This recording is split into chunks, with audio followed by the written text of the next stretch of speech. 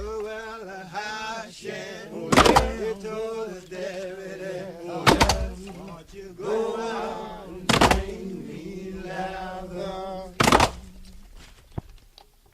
Oh, well, I shed. The leather. Won't you go out and bring me leather? Or bring him dead or alive. Lord, Lord, bring him dead or alive. Oh, well, the Debbie, oh, yeah, he told us, yeah, till I hang on the mess. The cotton gin, invented in 1793 by Eli Whitney, resuscitated slavery in the South by changing it from a financial burden to an economic necessity. Had the cotton gin never been invented, slavery would have died out by the early 1800s. Prior to the cotton gin, slavery was slowly ending because of the financial requirements of the cotton farmers.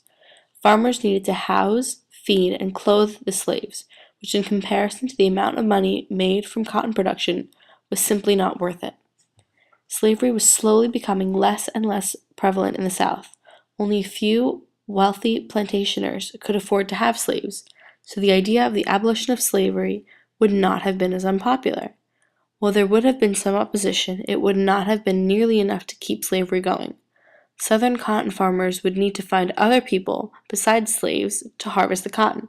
This could lead to the beginnings of a job market. Poor men could be hired and paid to pick the cotton.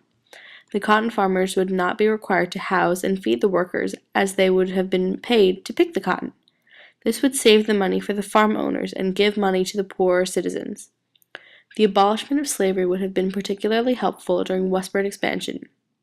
During the expansion, there were concerns as to what states would be slave states and which would be free. Abraham Lincoln, a candidate for the 1860 elections, was not liked in the South because of his views on new states and slavery. Lincoln proposed that the slave states already in existence would be allowed to keep their slaves, but the new states would all be free. This caused an uproar in the South, as they expected to have slaves everywhere in the South. When Lincoln was elected president, the South became more upset and demanded a line straight through America that would determine which states were slave states and which were free.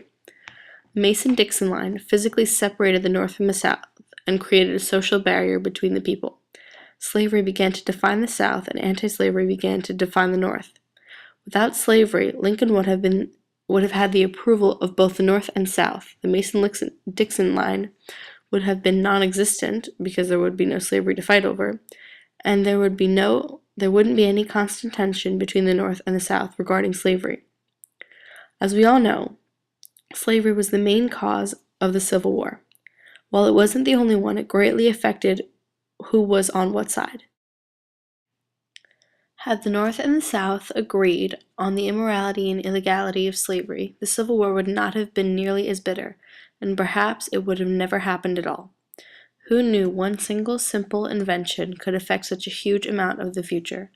While the cotton gin's purpose was only to help separate the seeds from the cotton fibers, it did much more than that. It revived slavery in the South and made it popular and cost-effective. Slavery was the first of many differences between the South and the North, and one of the main reasons for the Civil War. The invention of the cotton gin recreated a new era of slavery.